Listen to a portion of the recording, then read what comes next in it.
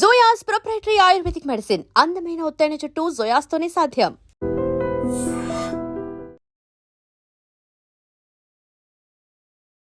Welcome to iDream media. So general గా గురక చాలా మందిని ఇబ్బంది పెడుతూ ఉంటుంది. ఎందుకు ఈ ప్రాబ్లం, ఎవరిలో ఎక్కువగా చూస్తాము, ఇది ఎంత డేంజర్, సో దీనికి ఎలాంటి ట్రీట్మెంట్స్ ఉన్నాయి, పూర్తి వివరాలు తెలుసుకుందాం. మనతో పాటు శ్వాస hospitals founder and chairman, allergy, asthma, గురక వైద్య నిపుణులు డాక్టర్ విష్ణువేన్ రావు గారు ఉన్నారు. డాక్టర్ గారు నమస్తే. నమస్తే. డాక్టర్ గారు, జనరల్ గానే ఈ గురక అనేది చాలా పెద్ద ప్రాబ్లం. చాలా ఈజీగా తీసుకుంటాం గురకని, అవునా డాక్టర్? సో గురక ఈ ఏజ్ లో స్టార్ట్ అవుతుంది అంటే ఏ ఏజ్ అండి అసలు? అది గురక చిన్నప్పటి నుంచే ఉంటుందమ్మా. గురక పసిపిల్లలు అంటే దాదాపు 2-3 సంవత్సరాల వయసు నుంచి ఏ వయసు వాళ్ళకైనా ఉండొచ్చు.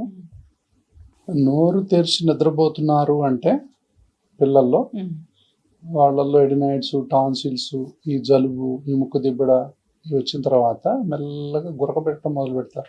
నోరు తెరిచి నిద్రపోతున్నారు అంటే మెల్లమెల్లగా అది గురకకు దారి తీయొచ్చు ఫ్యూచర్లో.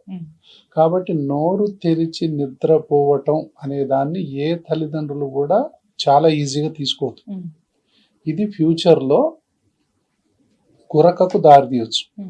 అంటే నోరు తెరిచి నిద్ర ఎందుకు పోతారు? వాళ్ళ ముక్కులో నుంచి గాలి ఆడదు. ముక్కులో నుంచి గాలి ఆడకపోవటానికి కారణం ఏమై ఉంటుంది? ఒకటి ఎలర్జిక్ రైనైటిస్ అంటాం. అంటే ముక్కులో ఎప్పుడు చూసినా జలుబు ఉంటుంది, చూసారా? జలుబు ఉంటుంది. అంటే ఎట్లా? పేరెంట్స్లో ఎవరికైనా జలుబు ఉంటే పిల్లల్లో కూడా జలుబు ఉంటుంది. ఈ ఎలర్జీ వల్ల ఎడినాయిడ్స్ ఉబ్బుతాయి. ఎడినాయిడ్స్, టాన్సిల్స్, ఇటు సైనస్ అన్ని ఇదైపోయి టోటల్ కంజెషన్ అవుతుంది ముక్క. అన్ని టర్బినేట్స్ అంటాం. ఇన్ఫ్లమేషన్ కదా. టర్బినేట్స్ అనేది హెపట్రో, అదే కండలు పెరుగుతాయి అంటారు కదా, అదొకటి.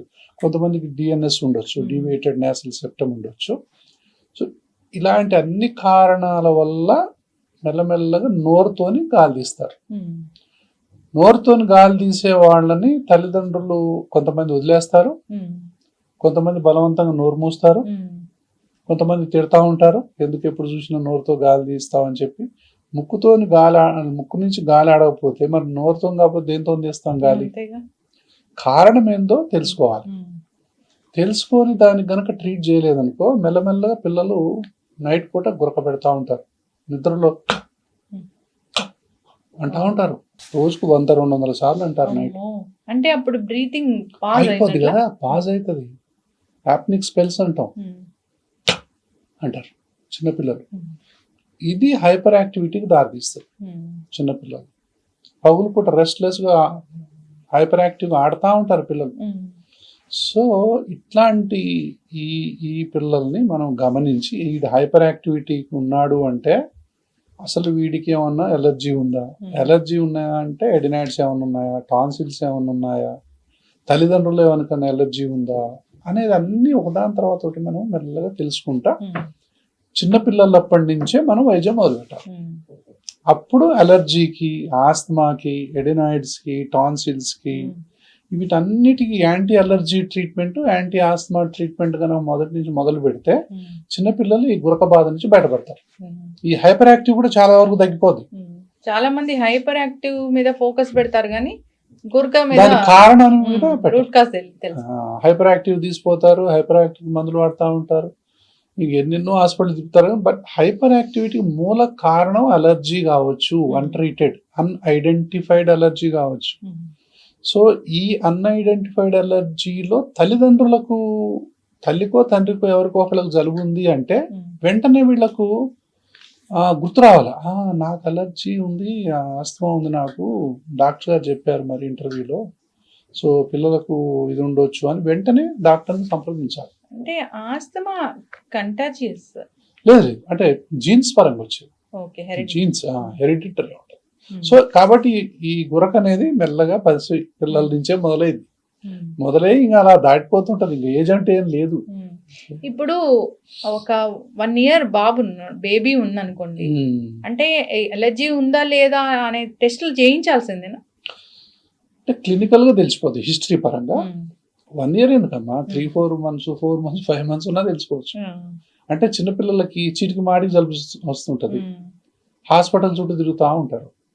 ఏదో టానిక్లు వాడతారు, యాంటీబయాటిక్స్ వాడతారు, నెబులైజర్లు పెడతా ఉంటారు. ఇప్పుడు ఇంట్లోనే నెబులైజర్లు పెట్టుకుంటా ఉంటారు.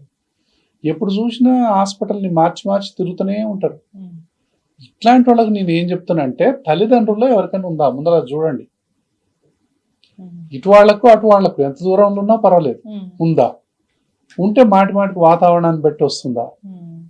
అవునా? తర్వాత ఫ్యాన్ స్పీడ్ వేసి వస్తుందా? ఏదైనా ఫంక్షన్కి పోతే వస్తుందా? ఏదైనా ట్రిప్కి పోతే వస్తుందా? అంటే ఎట్లాంటి టైంలో ఈ పిల్లవాడికి ఎక్కువ ఫ్యాన్ స్పీడ్గా ఏసీలు అవన్నీ వేస్తే ఎక్కువగా ఊపిరి ఆడట్లేదా? సో ఇవన్నీ మనకు తెలిసిపోతాయి. దగ్గు వస్తుంది, దగ్గి వాంతి చేసుకుంటారు కొంతమంది, దగ్గి వాంతి చేస్తారు. సో ఇట్లాంటి కేసుల్లో మనం ఈజీగా డయాగ్నోస్ చేయొచ్చు. దానికి పెద్ద కష్టమేం కాదు. Diagnosis is very easy as far as asthma allergy is concern. అయితే దీనికి మనం వైరల్ ఇన్ఫెక్షన్స్ అనుకుంటాం. చాలా మంది జలుబు అని పేరు పెడతాం కదా, జలుబు అంటాం. అదే అలర్జీ అదే ఆస్మా పేరు పెడితే తల్లిదండ్రులు ఫైట్ చేస్తారు, ఒప్పుకోరు. కాబట్టి దానికి తగ్గట్టుగా మనం రాంగ్ ట్రీట్మెంట్ ఇవ్వాల్సి వస్తుంది. అలర్జీ ఆస్మాని గమనించిన తర్వాత ఇన్హలేషన్ ట్రీట్మెంట్ ఇవ్వాలి, అదే కరెక్ట్ ట్రీట్మెంట్. కానీ అది ఇస్తే చిన్నపిల్లల నుంచి అలవాటు అయిపోతారేమో, దాని తర్వాత మళ్ళీ ఇట్నే ఇచ్చుకుంటూ పోతే ఎట్లనండి. చిన్నపిల్లలు అప్పటి నుంచి అంటే ఎన్నో అపోహలు, ఎన్నో అనుమానాలు, కానీ ఏది కూడా అసలు లెక్కలోకే తీసుకోకూడదు. అంత మంచి మందులు ఉన్నాయి ఇప్పుడు. కాబట్టి సైడ్ ఎఫెక్ట్స్ అనేది జీరో దాదాపు. చిన్నపిల్లల్లో ఇన్హలేషన్ థెరపీ ఇన్హేలర్స్ వల్ల జీరో సైడ్ ఎఫెక్ట్స్. పెద్దగా అంటే కరెక్ట్ డాక్టర్ని సంప్రదించి కరెక్ట్ డోసు డిసైడ్ చేయాలి. ఏ డోస్ పడితే ఆ డోస్ వాడితే సైడ్ ఎఫెక్ట్స్ రాకుండా ఎట్లా ఉంటాయి? ఇప్పుడు అవేర్నెస్ రావడం వల్ల అసలు మెడికల్ షాప్ కి వెళ్ళి తీసుకొని వాడే పరిస్థితి కూడా మనం చూస్తూ ఇది కామన్ కదా. ఇంకా డాక్టర్ కాడికి పోయిన ఇయర్ రాస్తారు అని వాళ్ళు పోయి అయ్యే కొనుక్కొని వాడుకుంటా ఉంటారు. కానీ అది కరెక్ట్ కాదు. ఏది చీటికి మాటికి వచ్చే జలుబు కానీ, చీటికి మాటికి వచ్చే దగ్గు కానీ, ఈ ముక్కు కారటాలు కానీ, దాని తర్వాత చెవుల నుంచి కూడా చీమ వస్తుంటాయి. సో ఇవన్నీ కూడా నిర్లక్ష్యం చేయదు. ముక్కుకి చెవుకి కనెక్షన్ ఉంటుంది కదా, ఇక్కడ బ్లాక్ అయితే ఇందులోంచి చీమ వస్తుంటది, ఇన్ఫెక్షన్ వస్తుంటది. సో ఇందులో లిక్విడ్ ఫామ్ అవుతా ఉంటుంది. ఇది చిన్నపిల్లల నుంచే ఫామ్ అయింది. ఎంత విపరీతమైన చెవి నొప్పి వస్తుంది. అంటే ఇక్కడ కంజెషన్ ఉందన్నారు. సో మిడిల్ ఇయర్ ఎఫ్యూజన్ అంటాం. ట్రీట్ చేయాల్సింది రూట్ కాజ్ ని కదా, ఎలర్జీని. అందుకే చిన్నప్పటి నుంచే ఎలర్జీని మనం ఐడెంటిఫై చేయాలి. చీటికి మాటికి ఇక్కడ ఏదో ప్రాబ్లం ఉందంటే ఇక్కడ ఉందేమో చూడాలి ఫస్ట్. అది చక్కటి ఇన్ఫర్మేషన్. నిజంగా చాలా మందికి తెలియని విషయం ఏంటంటే, పిల్లలు హైపర్ యాక్టివ్ గా ఉంటున్నారు, లేదా పిల్లలకి మాటికి జలుబు వస్తూ ఉంటుంది, దీని మీద అనుకుంటారు కానీ ఆ సిమ్టమ్ కి ట్రీట్మెంట్ కోసం చూస్తారు. కానీ అసలు ఎందుకు అసలు మూల కారణాన్ని వెతకం. మూల కారణం అనేది ఎప్పుడు కూడా చీటికి మాటికి వచ్చేటటువంటి జలుబు దగ్గు, అది పడట్లేదు ఇది పడట్లేదు అన్నారంటే ఖచ్చితంగా ఇది అలర్జీ ఆస్మా జీన్స్ అనేది మనం చూసుకోవాలి. ఇది చూసుకున్నట్లయితే దీని అలర్జీ ఆస్మా పాయింట్ ఆఫ్ వ్యూలో ట్రీట్మెంట్ చేస్తేనే వాళ్ళకు విముక్తి. లేకపోతే 10 మంది 20 మంది డాక్టర్ని మారుస్తారు, 10-20 హాస్పిటల్ మారుస్తారు. ఎందుకంటే మేము చూస్తాం కదా, మా దగ్గరికి 10-20 హాస్పిటల్స్ మార్చి వస్తుంటారు. చాలా మంది ఇంత ఫైల్స్ తీసుకొని వస్తుంటారు. నేనేమంటానంటే కరెక్ట్ కీ పెట్టేదాకా లాక్ ఓపెన్ అయితే కాదు, కరెక్ట్ పాస్వర్డ్ కొట్టేదాకా సిస్టమ్ అయితే ఓపెన్ కాదు. ఆ కీ అనేది చాలా పెద్ద హాస్పిటల్లో దొరికిందా, చాలా చిన్న హాస్పిటల్లో దొరికిందా అనేది పాయింట్ కాదు, దొరికిందా లేదా అనేదే పాయింట్. ఎక్కడ అనేది పాయింట్. ఆ డాక్టర్ యొక్క నైపుణ్యాన్ని బట్టి, ఆ డాక్టర్ యొక్క డయాగ్నోస్టిక్ క్యాపబిలిటీని బట్టి, ఆ డిసీజ్ ప్రెజెంటేషన్ బట్టి, మనం చేసే టెస్టులను బట్టి ఆధారపడి ఉంటుంది తప్ప పెద్ద హాస్పిటల్ పోతే పెద్ద న్యాయం జరుగుద్దని, చిన్న హాస్పిటల్ పోతే అన్యాయం జరుగుద్దని ఏముండదు. మంచి డాక్టర్ అయితే చాలు, అంతే. మంచి డాక్టర్ అయితే చాలు, ఎక్కడ ఉన్నా పర్లేదు. డాక్టర్ గారు, ఇప్పుడు గురక వచ్చింది చిన్నపిల్లల్లో అన్నప్పుడు జనరల్ గా ఆ గురకకి ట్రీట్మెంట్ అంటే ఎట్లా ఉంటుంది? ఇప్పుడు ఇది అంటే గురకకు సంబంధించినంత వరకు అమ్మా, చిన్నపిల్లల్లో కూడా నేను చెప్పాను కదా. సో గురకకి ఇలా ఉంటే మనం ఇది ఎర్లీగా మనం గుర్తించి మనం టెస్ట్ చేసి వీళ్ళకి కూడా మనకు స్లీప్ స్టడీ చేయొచ్చు. చిన్నపిల్లలకు కూడా సిప్యాప్లు గీప్యాప్లు వాడే పరిస్థితులు ఉన్నాయి కానీ, బట్ నా దృష్టిలో అంత అవసరం ఎప్పుడు రాలా చిన్నప్పుడు. అందుకే నేను ఏమంటానంటే ఎప్పుడు అలర్జీ గురించి, ఆస్మా గురించి, ఎడినాయిడ్ గురించి, టాన్సిల్ గురించి నేను మాట్లాడేటప్పుడు ఎర్లియర్ ది బెటర్ అంట నేను ఆల్వేస్. కొన్ని వందల వేల సార్లు చెప్తా. ఎంత తొందరగా పిల్లలకు జలుబు ఉంటే అంత తొందరగా చూపిస్తే అన్ని కష్టాల నుంచి మీరు దూరం అవుతారు. చిన్నపిల్లలు అన్ని బాధల నుంచి విముక్తి పొందుతారు, అన్ని కాంప్లికేషన్స్ నుంచి బయటపడతారు, ఎన్నో రకాల వైద్యాల నుంచి మనం బయటపడవచ్చు, ఎన్నో రకాల అనవసరమైనటువంటి టాన్సిల్ ఆపరేషన్లు, ఎడినాయిడ్ ఆపరేషన్లు, సైనస్ ఆపరేషన్ల నుంచి మనం బయటపడవచ్చు. చేయి దాటిన తర్వాత ఎవరికైనా కొన్ని సార్లు ఆపరేషన్లు తప్పవు. కాబట్టి తొందరగా వచ్చినట్లయితే ఈ ఎలర్జిక్ ఇన్ఫ్లమేషన్ ని మనం ట్రీట్ చేయొచ్చు. ట్రీట్ చేసి ఈ విధంగా ఓపెన్ చేసినట్లయితే ఖచ్చితంగా వాళ్లకు ఈ గురక, చిన్నపిల్లల్లో గురక చాలా ఈజీగా ట్రీట్ చేయొచ్చు వీళ్ళల్లో ముఖ్యంగా.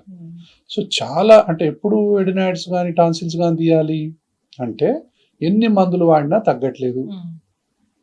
తర్వాత స్లీపు, గురక, కొంచెం అబ్స్ట్రక్టివ్ స్లీప్ యాప్నియా లక్షణాలు ఉన్నాయి అంటా ఉన్నారు, చెవుల చీమొస్తా ఉంది, ముక్కు కారుతా ఉంటుంది, ఏ మందు పనిచేయట్లేదు. కాబట్టి అట్లాంటి కేసుల్లో 100 మందిలో 5 నుంచి 10 మందికి సర్జరీ తప్పదు. అట్లాంటి కేసులో చేయాలి. మరి మిగతా కేసుల్లో మొత్తానికి కూడా earlier the better. So anti asthma treatment కనుక మనం వాడినట్లయితే ఇన్హేల్డ్ నాసల్ స్టీరాయిడ్స్ అంటాం, ఇన్హేల్డ్ కార్టికో స్టీరాయిడ్స్ అంటాం. అలా స్టీరాయిడ్ అనగానే పెద్ద భయం, అమ్మో స్టీరాయిడ్ అంటాను. సో స్టీరాయిడ్ అనేటప్పుడు నేనేం చెప్తానంటే ఒక్క టాబ్లెట్ ని 1000 ముక్కలో 2000 ముక్కలో చేస్తే ఒక్క ముక్కతోని ఒక్క పఫ్ తయారైంది. కాబట్టి ఒక టాబ్లెట్ ని 1-2 సంవత్సరాలు వాడినట్టు. కాబట్టి దాని మీద అపోహలు పెంచుకోవాల్సిన అవసరం లేదన్నమాట. చక్కటి ఇన్ఫర్మేషన్ డాక్టర్ గారు. పిల్లల్ని కూడా మనం తరచూ గమనిస్తూ ఉండాలి. గురక వస్తుంది అన్నప్పుడు ఖచ్చితంగా ట్రీట్మెంట్ అనేది ఉంది. ఇక చూస్తే టీనేజర్స్ లో కూడా మనం గురక చూస్తాం. టీనేజర్స్ లో గురకకి కారణాలు ఏంటి? అంటే ఎవరికైనామ్మా ఇప్పుడు ఇదే ప్రాబ్లం పెద్దదాకా అబ్స్ట్రక్టివ్ స్లీప్ యాప్నియాకి మెయిన్ కారణం ఏంటంటే అన్ఐడెంటిఫైడ్ అలర్జీస్, అన్ఐడెంటిఫైడ్ ఆస్తమా. ఇది మెల్లగా పెరిగి పెరిగి పెరిగి అబ్స్ట్రక్టివ్ స్లీప్ యాప్నియాకు దారితీస్తాయి. జనరల్ గా ఇది నెంబర్ 1 కాజ్. ఇక్కడ దానికి మూల కారణం nasal allergies, tonsils, adenoids, sinus. ఈ చిన్నప్పుడు మనం వైద్యం చేయలేదనుకో టీనేజ్ లోకి ఎంటర్ అవుతాయి, టీనేజ్ లో కూడా చేయలేదనుకో అడల్ట్ లోకి ఎంటర్ అవుతాయి, అప్పుడు కూడా చేయలేదు, అయితేనే ఉంటాయి, ఇంకా ఎక్కడికి పోవి. సైనస్ ఇవన్నీ ఫిక్స్ అయిపోతాయి, ఇంకా నోరు తెరిచి నిద్రపోయి గురక పెడతా ఉంటారు. సో అట్లా ఇది కామన్ గురక, ఇది డాక్టర్ దగ్గర వెళ్ళాల్సిన గురక అని ఎలా తెలుస్తుంది? This is very important. అయితే మనం చూసారా ఒకప్పుడు బాగా కష్టపడి శారీరక కష్టం చేసేవాళ్ళు బాగా కష్టపడ్డ తర్వాత మరిచి నిద్రపోయేవాడు. గురక పెట్టి చాలా గురక పెట్టి మైల్డ్గా మందరంగా అట్లా ఎంత గురక పెట్టినా ఎంతసేపు పెట్టినా ఏం కాదు. అది ఒకప్పటి వాళ్ళ గురక. ఇప్పుడు ఏంటి అంటే ఒబేసిటీ, ముక్కులన్నీ దిబ్బడేసిపోవటం, అతి నిద్ర, ఇక నైట్ అయిందంటే భయమయ్యేంత నిద్ర, భయమయ్యేంత గురక. అంటే అంటుంటారు అంటే సింహనాదం చేసినట్టే గర్జన, సింహగర్జన అంటాం కదా, అట్లా ఉంటది. సో అంత భయంకరమైనటువంటి గురక. తర్వాత ఒక్కసారి ఉలిక్కిపడి లేవటం, చెమటలతో తడిచిపోవటం, దాని తర్వాత ఇది 10 సెకండ్స్ కంటే ఊపిరి స్తంభించిపోవటం, అంటే బ్రీత్ ఆగిపోద్ది, టోటల్గా ఆగిపోతుంది. చాలా కామన్, అంటే ఆగిపోతుంది బ్రీత్. ఆగిపోయిన తర్వాత పక్కన ఉన్న వాళ్ళ గుండె ఆగిపోతుంది. వాళ్ళు అప్పుడు ఇలా ఇలా ఇలా అని వాళ్ళని లేపుతా ఉంటారు. సో అటు తిరగండి, ఇటు తిరగండి, అది ఇది అని చెప్పి పక్కన వాళ్ళు భయపడతారు.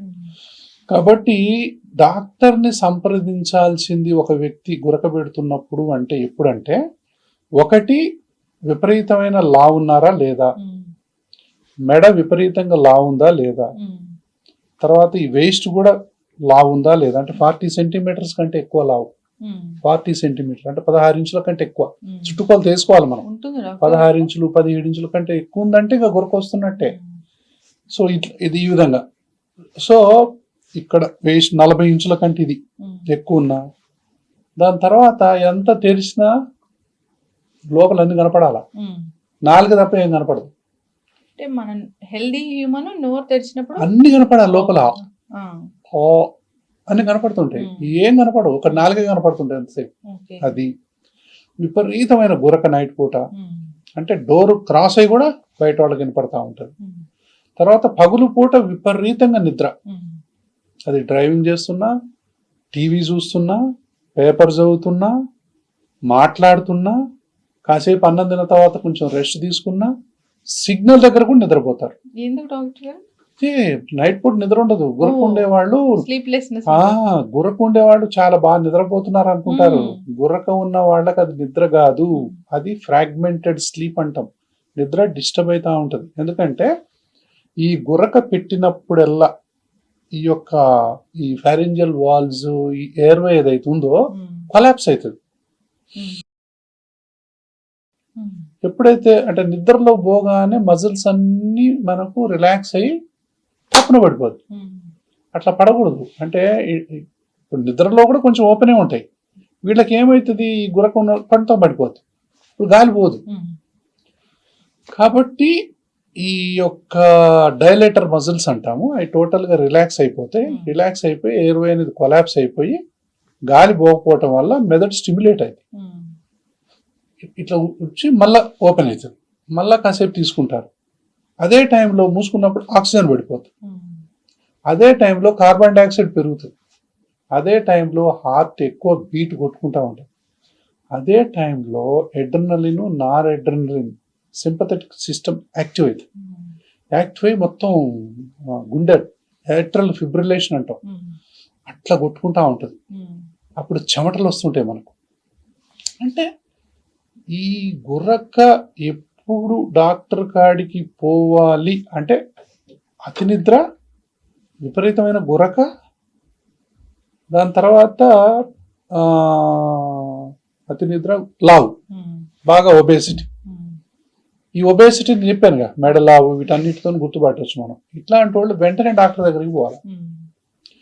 ఈయన పగులు పూట అంతా నిద్రపోతున్నాడండి, నైట్ నన్ను నిద్రపోనియట్లేదు గురక వల్ల, విపరీతంగా రోజు రోజు లావైపోతున్నాడు అంటే వెంటనే మీరు డాక్టర్ దగ్గరికి తీసుకెళ్ళండి. ఇది చాలా చాలా ఇంపార్టెంట్. లేని పక్షంలో హార్ట్ అటాక్స్ ముప్పు అనేది కొంచెం ఉంటుంది, బ్రెయిన్ స్ట్రోక్స్ వస్తుంటాయి, దాని తర్వాత యాక్సిడెంట్స్ అవుతుంటాయి. ఇలా కాకపోతే హార్మోనల్ చేంజ్ వస్తుంటుంది, సోషల్ డిస్టర్బెన్సెస్, ఫ్యామిలీ డిస్టర్బెన్సెస్, ఎన్ని డిస్టర్బెన్సెస్, అసలు ప్రతిదీ డిస్టర్బ్ అవుతుంటుంది. ఇప్పుడు ఈ గురక ఒక జబ్బులాగా ఉంది, వాళ్ళకి నిద్ర ఉండదు. అవును, నిద్ర లేని వల్ల ఈ జబ్బులన్నీ వచ్చేస్తాయి. అంటే గురక అంటే ఎందుకు నిద్ర లేదు అంటే ఏంటంటే, దీన్ని ఎట్లా భావించవచ్చు అంటే యాప్నియా అంటాం. అంటే 10 seconds కంటే ఎక్కువ ఊపిరి స్తంభించిపోవడం. అప్పుడు బ్రెయిన్ స్టిమ్యులేట్ అయ్యి కొంచెం మనకు మేలుకు వస్తుంది. మేలుకు వచ్చినప్పుడు అని మళ్ళీ తీసుకుంటాం. అంటే స్లీప్ అంతా ఫ్రాగ్మెంటెడ్, కంటిన్యూస్ స్లీప్ ఉండదు, ముక్కలు ముక్కలు అయిపోతుంది స్లీప్. అయిపోయేసరికి అంటే ఏంటి,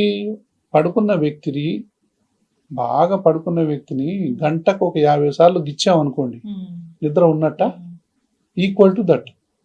కాసేపు లేస్తాడు కదా, నిద్రపోయే టైం కల్లా కొంచెం గిచ్చామనుకో మళ్ళీ లేస్తాడు, మళ్ళా గిచ్చామనుకో లేస్తాడు. అంటే ఫ్రాగ్మెంటెడ్ స్లీప్. అది మొత్తం మీద ఇంకా అంతకంటే టార్చర్ ఏముంటుంది, ఓవరాల్ గా నిద్ర ఉండదు. అందుకేంటి ఇది నిద్ర లేమితో సమానం, నిద్ర పోని దాంతో సమానం. నిద్ర అంటే ఏంటి, మనకు 4 స్టేజ్లో ఉంటుంది స్లీప్. అంటే స్టెప్ 1, స్టెప్ 2, స్టెప్ 3, తర్వాత రెమ్ స్లీప్ అంటాం. అంటే మనం మిద్దె మీద నుంచి మెట్లు దిగి నిద్రాదేవి ఒడిలో పోయినట్టుగా స్టెప్ దిక్కుంటా పోయిన తర్వాత అసలు మనం ఎక్కడున్నామో ఏం చేస్తున్నామో తెలియదు కదా, సుఖ నిద్ర అంటారు. అసలు ఏమి గుర్తుండదు, లేచిన తర్వాత ఎంత బాగా నిద్రపోయాను అనుకుంటారు. అలా ఉంటే అది కరెక్ట్ నిద్ర అన్నమాట. వీళ్ళు లెవెల్ 1, లెవెల్ 2లోనే మళ్ళీ పైకి వస్తారు. అంటే లెవెల్ 3కి ఇంకా డెప్త్కి పోరు. అంటే 3rd స్టేజ్ 4th స్టేజ్లోకి ఎంటర్ అవ్వరు. 1వ స్టేజ్ 2వ స్టేజ్లోనే తిరుగుతూ ఉంటారు. కాబట్టి అంటే డీప్ స్లీప్లోకి పోనంత వరకు మనకు తృప్తి ఉండదు. అప్పుడు బాడీ టోటల్గా రిలాక్స్ అవుతుంది, టోటల్గా రీఎనర్జైజ్ అవుతుంది, టోటల్గా హీలింగ్ అవుతుంది బాడీ. ఇవేవి జరగనప్పుడు చిరాకు, కోపం, మతిమరుపు, రెస్ట్లెస్నెస్ ఇవన్నీ పెరిగిపోతుంటాయి. నిద్ర లేమికి ఎంత, అందుకనే ఆ నిద్ర 7 గంటలు మనకు నిద్ర ఉండాలి. ఎవరికైనా సరే 7 నుంచి 8 గంటలు నైట్ పూట అన్డిస్టర్బ్డ్ స్లీప్ ఉండాలి. అవునా? అది లేనప్పుడు మధ్య మధ్యలో డిస్టర్బెన్స్ అయితే క్వాలిటీ ఆఫ్ స్లీప్ ఎంత అనేది చూద్దాం. 7 గంటల్లో క్వాలిటీ ఆఫ్ స్లీప్ అనేది 2 గంటలు ఏముంది అనుకుందాం. సపోజ్ 5 గంటల డెఫిసిట్ ఉంది కదా, ఈ 5 గంటలు పగులు నిద్రపోతారు, ఇంకేముంది వర్క్ చేసుకోరు. ఎటుబడి నిద్రాదేవికి మనం 1/3 ఆఫ్ టైం ఇవ్వాల్సిందే. 24 గంటల్లో కంపల్సరీ అది ఆవిడకి ఆ టైం మనం కేటాయించాల్సిందే. అందులో నుంచి 2 గంటలు నేను తీసుకుంటా, 3 గంటలు తీసుకుంటా అంటే చాలా మందికి ఈ రోజుల్లో హార్ట్ అటాక్స్ రావడానికి మూల కారణం స్లీప్ డెఫిషియన్సీ. ప్రపంచవ్యాప్తంగా కూడా ఇది ఒక కనిపించని ఇదనమాట. సరైన నిద్ర లేకపోవటం వల్ల that leads to many complications. చాలా మంది ఈ విషయం తెలియక, అంటే రూట్ కాజ్ గురక ఈ స్లీప్లెస్నెస్ కానీ స్లీప్ క్లినిక్స్ వెళ్తూ ఉంటారు. స్లీప్ క్లినిక్స్ వెళ్ళాలి. స్లీప్ క్లినిక్స్ లో మనం ట్రీట్మెంట్ చేసేది ఇదే. ఇప్పుడు స్లీప్ అంటే భారతదేశంలో దాదాపు 10 కోట్ల మంది గురక పెడుతున్నారు. సో స్లీప్ క్లినిక్స్ లో ఏం చేస్తారు, ఈయనకు అంటే పాలిసామ్నోగ్రఫీ అని చెప్పి ఒక టెస్ట్ ఉంటుంది, స్లీప్ స్టడీ ఉంటుంది. అందులో టెస్టులు చేస్తారు. గంటకి ఎన్నిసార్లు నీ యొక్క ఊపిరి స్తంభించిపోతుంది, యాప్నియా హైపాప్నియా ఇండెక్స్ అంటారు. అంటే యాప్నియా అంటే కంప్లీట్ సెసేషన్ అనమాట, హైపాప్నియా అంటే సగం 30% ఆగిపోతుంది. తర్వాత ఆక్సిజన్ ఎంత పడిపోతుంది, ఎన్నిసార్లు మనం కదులుతా ఉన్నాం, సో ఇవన్నీ ఎన్నిసార్లు లేస్తా ఉన్నాం, ఇవన్నీ మానిటర్ చేస్తారు. మానిటర్ చేసిన తర్వాత మైల్డ్ ఉందా, ఇందాక మనం యాప్నియా అన్నాం కదా, సో మైల్డ్ అంటే సో 5 నుంచి 15, దాని తర్వాత మోడరేట్ అంటే 15 నుంచి 30 వరకు, సివియర్ అంటే 30 నుంచి ఎక్కువ, మోర్ దాన్ 30. ఏంటివి more than 30 times apnoea episodes వస్తాయి వాళ్ళకి గంటకి. ఇది గంటకి కొంతమందికి 100 సార్లు ఉంటుంది, 100 ఉంటుంది యాప్నియా ఎపిసోడ్స్ అనేవి, 100 ఉంటాయి. అంటే ఏంటి, ఇంకా వాళ్ళకి ఏమి నిద్ర లేనట్టే లెక్కగా. వాళ్ళకు అప్పుడు ఈ దశను తీసుకొని వాళ్లకు స్టేజ్ 1 ఉందా, స్టేజ్ 2ఆ, స్టేజ్ 3ఆ, అంటే మైల్డా, మోడరేటా, సివియరా, దీన్ని బట్టి ఏది మందు వాడాలి, ఏం ట్రీట్మెంట్ చేయాలి అనేది ఇంపార్టెంట్. అంటే స్టేజ్ మైల్డ్ ఉందనుకోండి, వాళ్ళకి ఎలర్జీ ఉందనుకోండి, ఎలర్జీకి ట్రీట్మెంట్ చేస్తే సరిపోతుంది. ఇవి ముక్కులు ఉన్నాయి, జలుబు ఉంది, తుమ్ములు ఉంది, కొంచెం సైనస్ ఉంది, కొంచెం ఇవి ఉన్నాయంటే మనం యాంటీ ఎలర్జీ మెడికేషన్స్ తోని ఓపెన్ చేయొచ్చు. ఆ గురక చాలా మంది తగ్గిపోద్ది. మోడరేట్ ఉన్న వాళ్ళకు కూడా ఇంకొంచెం మందులు కరెక్ట్ గా వాడి, ఇంకొంచెం బరువు తగ్గి, ఆల్కహాల్ బంద్ చేసి, స్మోకింగ్ బంద్ చేసి, డయటరీ ఈ యొక్క రెస్ట్రిక్షన్స్ అవన్నీ పాటిస్తే వాళ్ళకు కూడా చాలా వరకు తగ్గిపోవచ్చు. ఇక సివియర్ ఉన్న వాళ్ళకు ఎన్ని ప్రయత్నాలు చేసినా తగ్గకపోతే సిప్యాప్ అని ఉంటుంది, ఆ మిషన్ పెట్టక తప్పదు. అంటే దాన్ని ఇట్లా పెట్టాలి మిషన్. అప్పుడు ఏం చేస్తుంది, ఆ గాలి ప్రెషర్ తోని తెల్లవారులు ఓపెన్ ఉంటుంది, ప్రెషర్ వల్ల ఓపెన్ ఉంటుంది కాబట్టి మన గాలి అనేది మంచిగా ఆడుతూ ఉంటుంది, తెల్లవారులు నిద్రపోవచ్చు మనం. అంటే ఇది ఎట్లనంటే ఒక్కొక్కసారి అమ్మా వాడుతూ ఉంటే ఎవరైతే సిప్యాప్ వాడేవాళ్ళు అంతకు ముందు విపరీతంగా నిద్రపోయేవాళ్ళు, విపరీతంగా లావు ఉండేవాళ్ళు, విపరీతంగా గురక పెట్టేవాళ్ళు, మతిమరుపు ఉండేవాళ్ళు అందరూ ఇది పెట్టగానే యాక్టివ్ అయిపోతారు, హుషారైపోతారు, మెల్లమెల్లగా బరువు తగ్గుతుంటారు. అంటే ఒక కొత్త మనిషి మళ్ళీ వస్తాడు అనమాట. అంతకుముందు మన్నుదున్న పాములా ఉండేటటువంటి వ్యక్తి సిప్యాప్ పెట్టగానే కొత్త మనిషిలాగా నవ్వుతుంటారు, అంటే మారిపోద్ది మళ్ళీ. అంటే వెయిట్ తగ్గిపోతారు. అప్పుడు వాళ్ళకు 2-3 నెలలు వాడిన తర్వాత వాళ్ళలో ఒక పట్టుదల రావాలి. నేను ఎటుబడి ఈ మిషన్ వాడకుండా ఉండాలంటే డాక్టర్ గారు చెప్పినవన్నీ నేను పాటించాలా.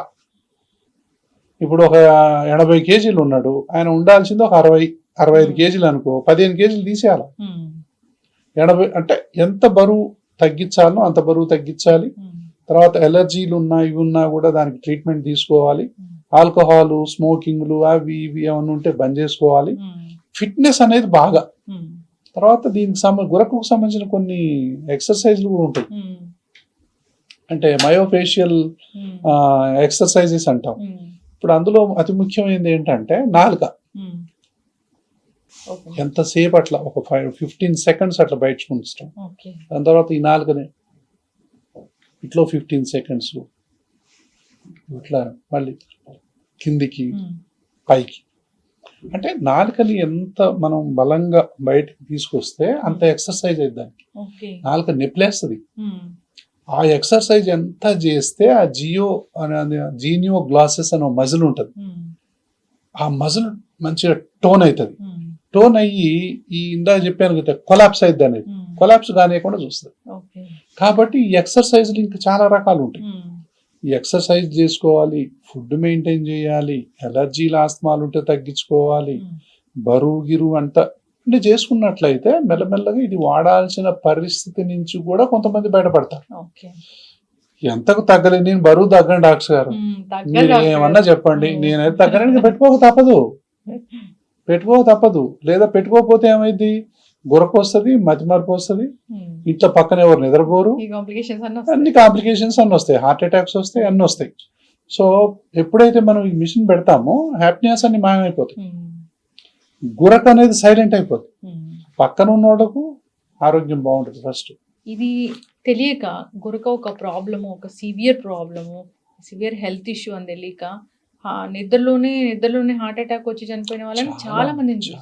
ఇంకోటి చెప్తానమ్మా, ఎవరైతే గురక పెడుతున్నారో, ఎవరైతే అతి నిద్రకు గురవుతున్నారో, ఎవరైతే దాని తర్వాత ఒబేసిటీగా ఉన్నారో, ఎవరిలోనైతే బీపీ ఎంతకు కంట్రోల్ కావట్లేదో, ఎవరిలోనైతే షుగర్ ఎంతకీ కంట్రోల్ కావట్లేదో, ఎవరిలోనైతే కొలెస్ట్రాల్ ఎంతకీ కంట్రోల్ కావట్లేదో, లైపిడ్ ప్రొఫైల్స్ ఎంతకీ కంట్రోల్ కావట్లేదో, వీళ్ళందరికీ ఫస్ట్ గురకుందా లేదా చూసుకోండి.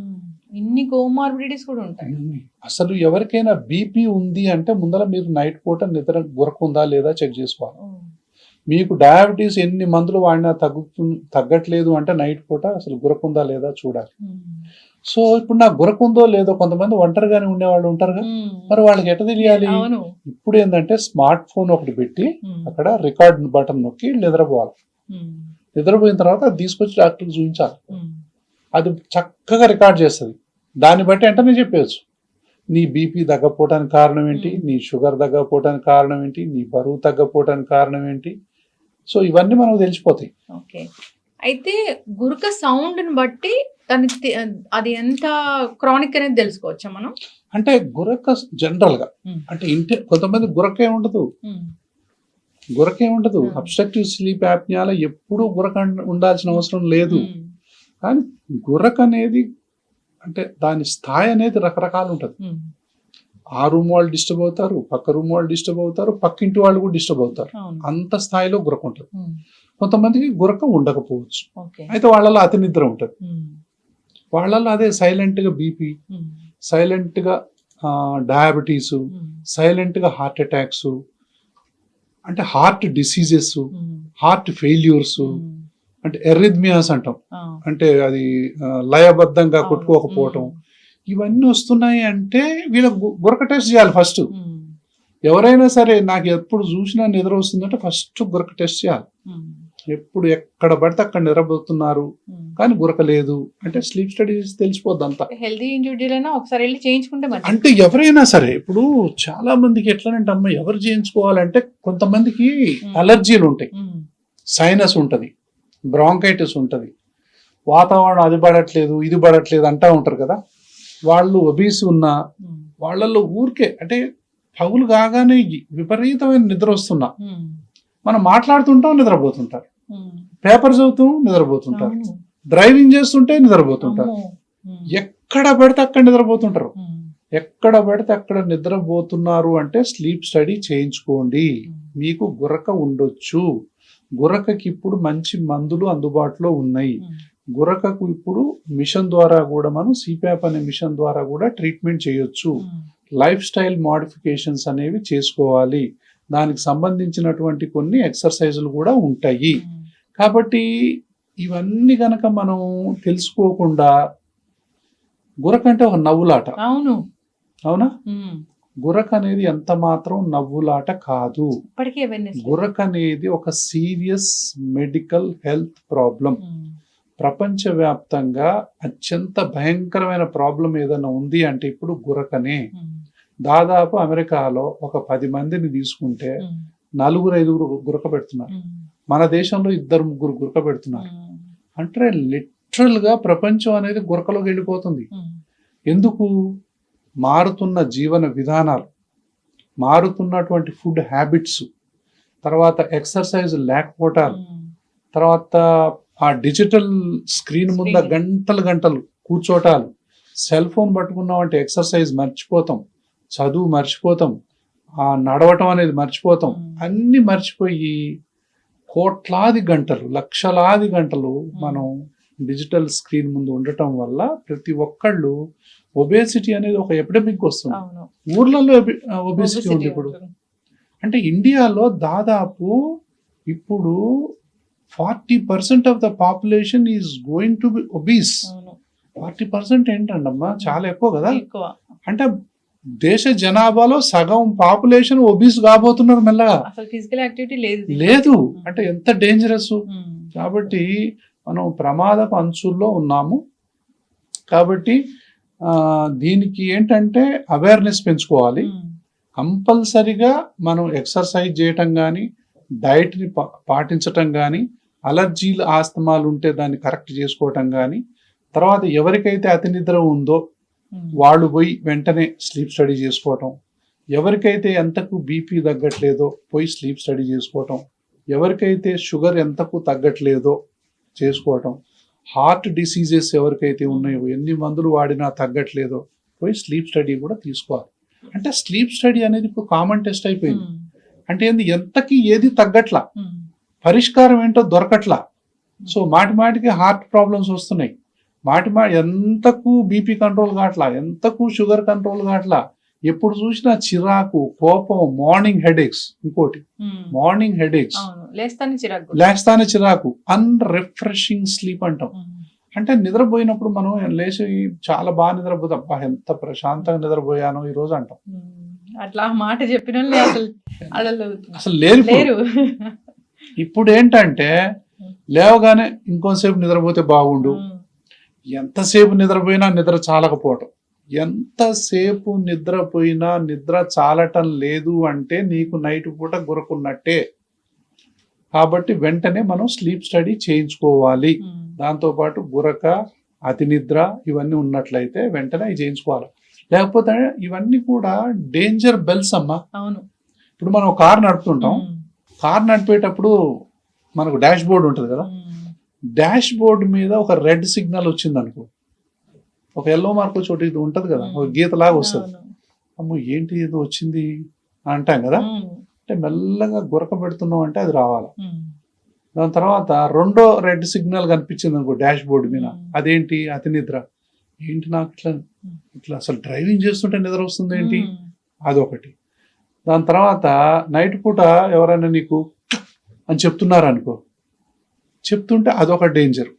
ఇప్పుడు కార్లో ఒక 5-6 రెడ్ సిగ్నల్ కనపడ్డాయి అనుకో డాష్ బోర్డు, ఎవరైనా కార్ నడుపుతారా? నడపరుగా, వెంటనే ఆపుతారుగా. ఇది కూడా అంతే. దీని కూడా ఏంటంటే స్టాప్ బ్యాంగ్ అనేటటువంటి ఒక చిన్న ఒక యాక్రోనిమ్ లాగా ఉంది.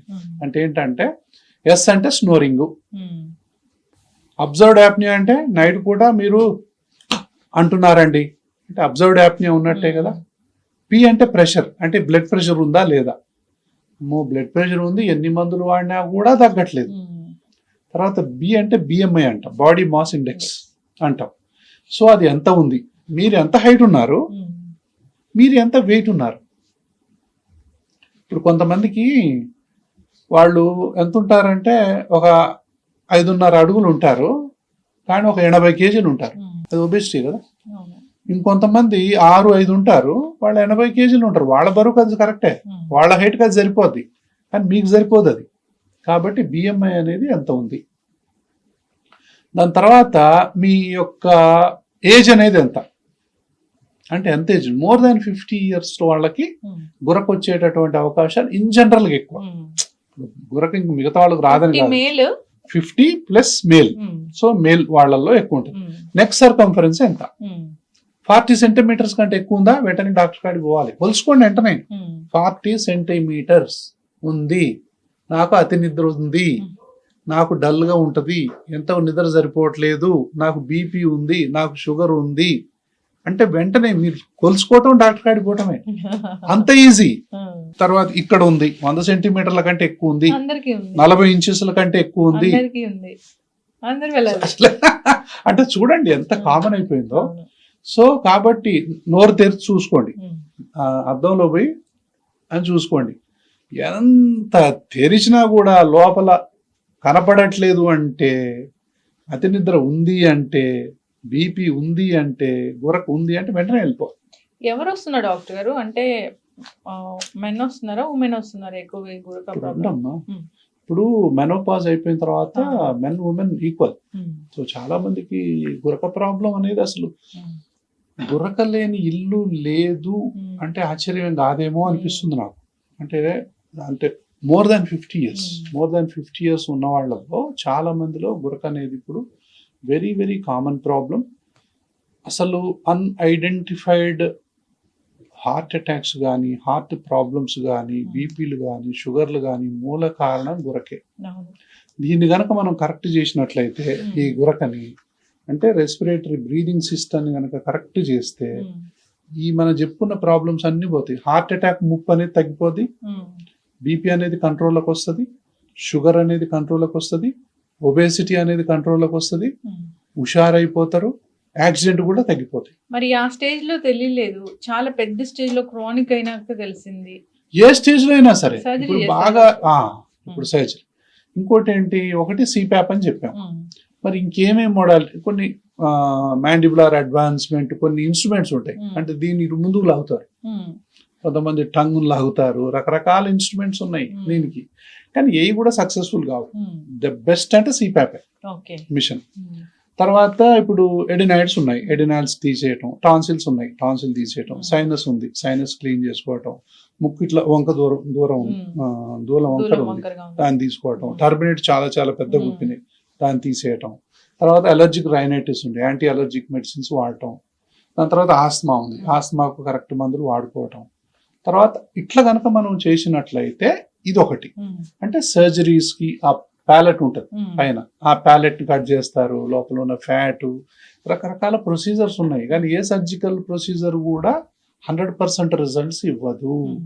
అన్నిటికంటే ఉత్తమం ఏంటి, ఎవరిలోనైతే చిన్నప్పటి నుంచి అలర్జీ ఉందో, ఆస్మా ఉందో, సైనస్ ఉందో, బ్రాంకైటిస్ ఉందో, వీళ్ళందరూ మళ్ళొకసారి డాక్టర్ గాడికి పోయి తొలి దశలోనే నువ్వు గురక పెడుతున్నావు అని చెప్పి మీ ఫ్రెండ్ చెప్పినా, మీ వైఫ్ చెప్పినా, మీ పిల్లలు చెప్పినా వెంటనే డాక్టర్ని సంప్రదించి అలర్జీ ఉందా, ఆస్మా ఉందా, సైనస్ ఉందా అన్ని చూసుకొని వాటిని క్లీన్ చేసుకోవటం అంత ఉత్తమం ఇంకోటి లేదు. ఆస్తమా ఉంటే తగ్గదు కదా డాక్టర్? ఎందుకు తగ్గదమ్మా, ఆస్మాకున్న బెస్ట్ ట్రీట్మెంట్ ఇప్పుడు దేనికి లేదు. ఆస్మా అంటే ఇదే కదా, అంటే మన బ్రాంకియల్ ట్యూబ్స్ లో ఇన్ఫ్లమేషన్ ఉంటది. ఈ ఇన్ఫ్లమేషన్ ఈ విధంగా చేసే అద్భుతమైన వైద్యాలు ఇప్పుడు అందుబాటులో ఉన్నాయి కదా, దే లీడ్ నార్మల్ లైఫ్. ఇప్పుడు కోవిడ్ టైంలో ఎంత మంచి వైద్యం ఉందంటే ఆస్మాకి, వాళ్ళు they can lead near normal life. అంత మంచి వైద్యం ఇప్పుడు ఆస్మాకి అందుబాటులో ఉంది. శ్వాస హాస్పిటల్ యొక్క ముఖ్య ఉద్దేశం అదే. అలర్జీ కానీ, ఆస్తమా కానీ, గురక కానీ, అటు పసిపిల్ల నుంచి మొదలు పెట్టుకుంటే పండు ముదుసలి వరకు, అంటే వాళ్ళు తిరిగి సాధారణ జీవితం గడిపేలాగా మనం ట్రీట్మెంట్స్ ఇవ్వచ్చు. అంత మంచి మందులు ఉన్నాయి ఇప్పుడు. అంటే శ్వాస హాస్పిటల్ ఒక్కటి లేదని చెప్పట్లా, ఎక్కడైనా ప్రపంచవ్యాప్తంగా అలర్జీ, ఆస్మాకు మంచి వైద్యం ఇప్పుడు అందుబాటులో ఉంది.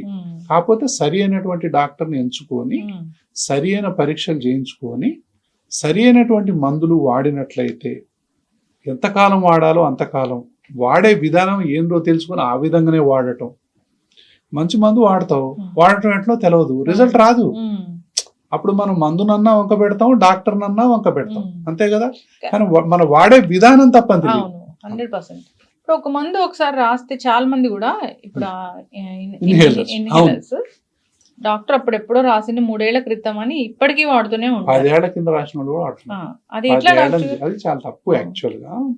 మేమేమంటామంటే జనరల్ గా సంవత్సరానికి అంత మొత్తం కంట్రోల్ అయిపోయిన తర్వాత ఉమ్, ఈ విధంగా ఉన్నాయి. జనరల్ గా 3 నుంచి 6 నెలల లోపు చాలా వరకు చాలా మంది మంచి కంట్రోల్ అయింది. ఉమ్, తర్వాత ఫాలో ఎట్లా ఉండాలంటే సంవత్సరానికి కనీసం 2 సార్లు అన్న రావాలి. మినిమం 2 టైమ్స్ అన్నా వచ్చి చూపించుకోవాలి. ఎందుకు? ఆ సందర్భంగా వాళ్ళకి ఎంత అలర్జీ ఉంది, ఎంత ఆస్మా ఉంది, వాళ్ళకి ఎంత అబ్స్ట్రక్షన్ ఉంది ఇంకా అనేది తెలుసుకోవచ్చు. వ్యాక్సిన్స్ వేయచ్చు. వ్యాక్సిన్స్. ఎస్, ఇన్ఫ్లుయెన్జా వ్యాక్సిన్ కానివ్వండి, న్యూమోకోకల్ వ్యాక్సిన్ కానివ్వండి, మాటికి రాకుండా ఇట్లా కాకుండా వైరల్ ఇన్ఫెక్షన్స్ కు బ్యాక్టీరియల్ ఇన్ఫెక్షన్స్ రాకుండా మనం వ్యాక్సిన్స్ చేయొచ్చు. దాని తర్వాత మనం పల్మనరీ ఫంక్షన్ టెస్ట్ అని చెప్పి వీటి యొక్క పేటెన్సీ ఎంత ఉంది అనేది తెలుసుకోవచ్చు. తర్వాత ఇంకా ఏమన్నా ఉన్నా కూడా మనం అసలు వాళ్ళు ఎట్లా వాడుతున్నారో చెప్పొచ్చు. వాళ్ళకు నైట్ పూట నిద్ర డిస్టర్బ్ అవుతుందా చాలా లేదా? మంది రారు. అంటే నేనేమంటానంటే రాకపోవటానికి కూడా కొన్ని వందల కారణాలు ఉండొచ్చు. దీన్ని ఆస్తమా అవుట్కమ్ మెజర్స్ అంటాం. అంటే దీన్ని ఇప్పుడు నేను ఏదైతే చెప్తున్నానో అది మీరు చూసుకోండి. ఒక ఆస్తమా పేషెంట్ ఉన్నాడు, నైట్ నిద్ర లేదు, పగులు ఏ పని చేయలేడు, పిల్లలు స్కూల్కి పోలేరు, ఒక రోజు పోతే 3 రోజులు ఆబ్సెంట్ అవుతున్నారు, ఒక ఆయన పనికి పోతే ఒక రోజు పోతే 3 రోజులు పనికి పోవట్లేదు, తెల్లవారులో నిద్ర లేదు, ఎప్పుడు చూసినా దగ్గు, ఎప్పుడు చూసినా జలుబు, ఎప్పుడు చూసినా ముక్కు గారడం, ఇలా ఉంది. మనం ట్రీట్మెంట్ ఇచ్చాం. ట్రీట్మెంట్ ఇచ్చిన తర్వాత ఈ విధంగా అయ్యాడు. అవుట్కమ్ మెజర్స్ ఏదైనా ఒక డాక్టర్ ఇస్తే, కరెక్ట్ వైద్యం ఇస్తే ఎట్లా ఉండాలంటే నైట్ పూట నిద్ర డిస్టర్బ్ అవుతాయి. నెంబర్ 1. పగులు పూట ఏ పని చేసినా కూడా ఆయాసం రాకూడదు. తర్వాత అతని యొక్క లంగ్ ఫంక్షన్ అనేది మిగతా వాళ్ళకి ఎలా ఉంటుందో దాదాపులో అలాగే ఉండాలి. దాని తర్వాత ఈ మాటి కొట్టుకునే ఇన్హేలర్స్ వాడాల్సిన అవసరం రాకూడదు. చీటికి మాటికి అడ్మిషన్లు ఉండకూడదు. మాటికి హాస్పిటల్కి పోవాల్సిన అవసరం ఉండకూడదు. ఎవరికైతే ఇవన్నీ ఉంటాయో వాళ్ళు హాస్పిటల్కి పోవాల్సిన అవసరం అంతగా ఉండదు. దీని అవుట్కమ్ మెజర్స్ అంటాం. సో ఇలా లేకుండా కొంతమంది పార్ట్లీ ట్రీటెడ్ అంటాం, అంటే ఇక సగం ట్రీట్మెంట్. ఇట్లాంటి వాళ్ళు దేశంలో 70 నుంచి 80% మంది ఉంటారు. వీళ్ళ గురించే మీరు మాట్లాడుతున్నారు. వీళ్ళు ఏంటంటే హాస్పిటల్ పోయేంత పెద్దగా ఉండదు, ఇంట్లో ఉండేంత చిన్నగా ఉండదు, ఇబ్బంది ఉంటుంది. నైట్ ఎంత ఇబ్బంది ఉంటుంది అంటే ఈ రోజు రేపు గ్యారెంటీగా హాస్పిటల్ పోవాల్సిందే అని డిసైడ్ అవుతారు. నైట్ మార్నింగ్ కల్లా బాగానే ఉంటుంది. బాగానే ఉంది, ఇప్పుడు ఎందుకులే, మళ్ళీ ఇప్పుడు చూద్దాంలే. ఇట్లా సంవత్సరాలు గడిపిన వాళ్ళని చూశాను. ఇది partly controlled or partly treated asthma అంటాం. ఇదేమో totally untreated and uncontrolled asthma అంటాం. ఇదేమో normal or totally controlled treatment అంటాం, ఆస్మా ట్రీట్మెంట్ అంటాం. ఈ విధంగా అవటం అనేది లక్ష్యం. చాలా మంది ఇప్పుడు ఈ విధంగా అసలు వైద్యం తీసుకుని వాళ్ళు దేశంలో కొన్ని కోట్ల మంది ఉన్నారు ఇంకా ఇలాగే బాధపడుతూ. సో వీళ్ళు అంటే ప్రతిరోజు నరకాన్ని అనుభవిస్తూ ఉంటారు. అసలు ఎందుకు ఈ జీవితం అనుకుంటారు. ఒక్కసారి పోయినా బాగుండు అనుకుంటారు, ఎక్కడ రైలు కింద తలబెట్టి పోతే బాగుండు అనుకుంటారు, ఏదైనా బాయిలు దూకితే బాగుండు అనుకుంటారు, విషం తాగితే బాగుంది. అంత అవసరం లేదు. మంచి మందులు ఇప్పుడు అందుబాటులో ఉన్నాయి. ఎవరైనా అట్లా అనుకుంటే అది చాలా పొరపాటు. చాలా హాస్పిటల్ పోయాం, పలానా డాక్టర్ గారు ఇక నీ జీవితాంతం అంతే అని చెప్పాడు, ఇంకా నీ బతుకు ఇంతే అని చెప్పాడు అని చెప్పి కొంతమంది హాస్పిటల్కి రాకుండా ఉన్నవాళ్ళు కూడా ఉంటారు. మీకు ఏ డాక్టర్ చెప్పాడు, ఎట్లాంటి డాక్టర్ చెప్పాడు అని పక్కకు పెట్టండి. కానీ అలర్జీ ఆస్మాకు మంచి వైద్యం అందుబాటులో ఉంది. తుమ్ములు ఉన్నాయి, జలుబు ఉంది, దగ్గు ఉంది, తెమడొస్తుంది, ఆయాసం వస్తుంది, ఏ పని చేసినా కూడా ఆయాసం వస్తుంది, మెట్లెక్కితే ఆయాసం వస్తుంది, అద్దింట పడట్లేదు, ఇద్దింట పడట్లేదు, ఊరికే దగ్గుతా ఉన్నారు, మనకు ఇట్లా చేసేటటువంటి వైద్యం అందుబాటులో ఉంది అనేది ఒకటి ఇది తెలుసుకోవాలి. ఇలాంటి వాళ్ళు ఏంటి పార్ట్లీ ట్రీటెడ్ కేసెస్ ఎప్పుడో మీరు అన్నట్టు 5 సంవత్సరాల కింద 10 సంవత్సరాల కింద వచ్చేసి మళ్ళీ వాళ్ళకి ఇష్టమైనటువంటి ఇన్హేలర్స్ మళ్ళీ రిలీవర్సే వాడుతూ ఉంటారు. సో ఇవన్నీ కూడా అంటే పని అంతా డిస్టర్బ్ అయితేనే ఉంటది. ఏదైనా ఫంక్షన్ పోదాం అంటే పోలేరు, ఏదైనా పిల్లల్ని తీసుకొని టూర్ పోదాం అంటే పోలేరు, ఏదైనా సెకండ్ షో సినిమా పోదాం అంటే పోలేరు, ఏదైనా కష్టం వచ్చేటటువంటి పని పోలేరు. పోస్ట్ పోన్ అన్నా చేస్తారు, అవాయిడ్ అన్నా చేస్తారు. ఏదైనా సరే ఈ 2 లక్షణాలు ఎవరికి ఉన్నాయో చూసుకోండి. Either they postpone or they avoid the work. బయటికి పోవాలా, ఏం పోతాంలే రేపు పోదాంలే, అట్లా అనుకున్నానంటే అట్లా అనుకున్నారు అంటే ఈ ప్రాబ్లం ఎక్కడో ఒక చోట ఉన్నట్లే. ఎవరికి, ఎవరిలోనైతే తుమ్ములు, జలుబు, దగ్గు, ఆయాసం, అది పడదు ఇది పడదు అనే వాళ్ళల్లో మనం పోస్ట్ పోన్ చేస్తున్నాము అంటే వాళ్లకు అన్ట్రీటెడ్ అలర్జీ ఆస్మా ఉన్నట్టే లెక్క. అయితే వాళ్ళు అట్లా బాధపడాల్సిన అవసరం ఈ రోజుల్లో లేదు అని చెప్పడం మన ఉద్దేశం. ఎందుకంటే అంత మంచి వైద్యం అందుబాటులో ఉంది. అసలు దేని వల్ల వస్తుందో తెలుసుకోవచ్చు. డస్ట్ వల్ల వస్తుందా, పోలెన్ వల్ల వస్తుందా, బొద్దింకాల వల్ల వస్తుందా, లేకపోతే ఇప్పుడు ఎన్నో రకాల అంటే ఫంగస్ వల్ల వస్తుందా, అన్ని అలర్జీ టెస్ట్లు అనేది అందుబాటులో ఉన్నాయి ఇప్పుడు. దేని వల్ల వస్తుందో తెలుసుకోవచ్చు. డస్ట్ కు ఎక్కువ ఈ దేశంలో డస్ట్ మైట్ ఎలర్జీ ఎక్కువ అమ్మా. డస్ట్ మైట్ ఎలర్జీకి డస్ట్ మైట్ స్పెసిఫిక్ ఇమ్యునోథెరపీ అనేది అందుబాటులో ఉంది ఇప్పుడు. అంటే ఏంటి, టాబ్లెట్ రూపంలో ఈ డస్ట్ ఎలర్జీ ఉన్న వాళ్ళకి ఆ మందులు వాడాం, ఈ మందులు వాడాం, ఆ ఇన్హేలర్ వాడాం, ఇది వాడాం, ఏది వాడినా తగ్గట్లే డాక్టర్ అని ఒక 100 మందిలో ఒక 5-6 అంటుంటారు. వాళ్ళకి ఇమ్యునోథెరపీ కూడా ఇప్పుడు అందుబాటులో ఉంది. అంటే ఏంది, ఆ డస్ట్నే మనము ఒక పౌడర్గా చేసి దాన్నే ఒక టాబ్లెట్గా చేసి దాన్నే నాటి కింద పెట్టడం, వ్యాక్సిన్ లాగా. ఆ టాబ్లెట్ మనం 1 సంవత్సరమో 2 సంవత్సరాలు కనుక వాడినట్లయితే తర్వాత ఎంత డస్ట్ కి ఎక్స్పోజ్ అయినా కూడా తుమ్ములు రాని పరిస్థితి ఏర్పడదు. దాన్ని ఇమ్యునోథెరపీ అంటాం. సో ఇది శ్వాస హాస్పిటల్లో డస్ట్ మైట్ ఇమ్యునోథెరపీ కానీ అన్ని రకాల ఇమ్యునోథెరపీలు ఇప్పుడు అందుబాటులో ఉన్నాయి. అందుకే అలర్జీ ఆస్మాకి ఇప్పుడు బ్రహ్మాండమైనటువంటి వైద్యం అందుబాటులో ఉంది. ఎవ్వరూ బాధపడాల్సిన అవసరం లేదు, భయపడాల్సిన అవసరం లేదు. మందులకు భయపడతారు, స్టీరాయిడ్స్ అనగానే భయపడతారు, ఇన్హేలర్స్ అనగానే భయపడతారు, తల్లిదండ్రులు అయితే గజగజ ఉనికిపోతారు. దాని తర్వాత ఇట్లా ఎవరికి అవసరం లేదండి, అంత మంచి వైద్యం ఉంది. డాక్టర్ గారు అట్లా ఫుల్లీ ట్రీట్ అయిన తర్వాత అది అట్లా ఉంటదా? మళ్ళీ ఇదొకటి, ఇప్పుడు ఏంది ఒకసారి ఇట్లా అయిపోయింది మరి మాటి మళ్ళీ నేను హాస్పిటల్కి రావాలండి అంటారు. ఒకసారి ఇట్లా అయితే మనం ఇట్లా ఉన్న వాటిని ఇట్లా చేసిన తర్వాత ఒక్కసారి కనుక ఇట్లా అయ్యి జీవితాంతం ఇట్లా ఉంటే అసలు అలర్జీ ఆస్మా అంటే భయం ఎందుకు ఉంటుంది ఎవరికైనా? ఇది కంట్రోలబుల్ డిసీజ్ అంటాం, ఇట్ ఇస్ నాట్ క్యూర్. ఒకసారి ఇట్లా చేస్తే ఇట్నే ఉండదు. బీపీ వచ్చింది, ఒక వారం రోజులు 10 రోజులు వాడాము, మళ్ళీ జీవితంలో బీపీ రాదు అంటే ఎంత ఆనందంగా ఉంటుంది. మేనేజ్ చేసుకుంటుండాలి అంటే క్యూర్ అయినట్టే కదా. కానీ బీపీ క్యూర్ ఏం లేదు.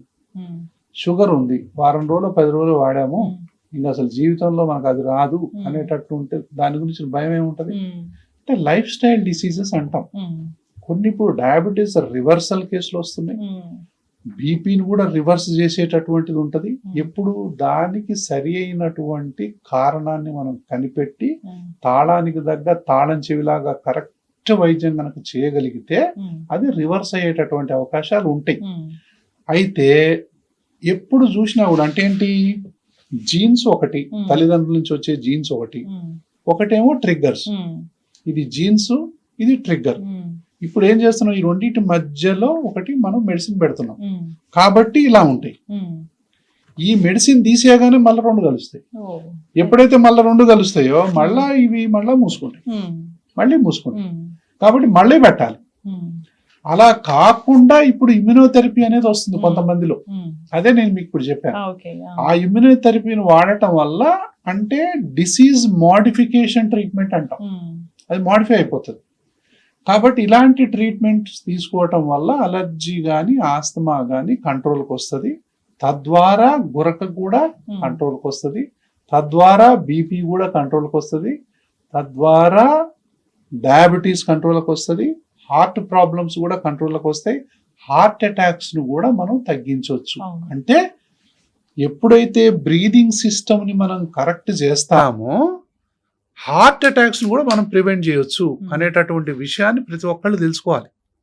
అంటే ఎప్పుడైతే బ్రీత్ అనేది ఫ్రీ ఉంటుందో, బ్రీత్కి తర్వాత బ్లడ్ ప్రెషర్కి లింక్ ఉంది, బ్రీత్కి తర్వాత షుగర్కు లింక్ ఉంది, బ్రీత్కి ఒబేసిటీకి లింక్ ఉంది.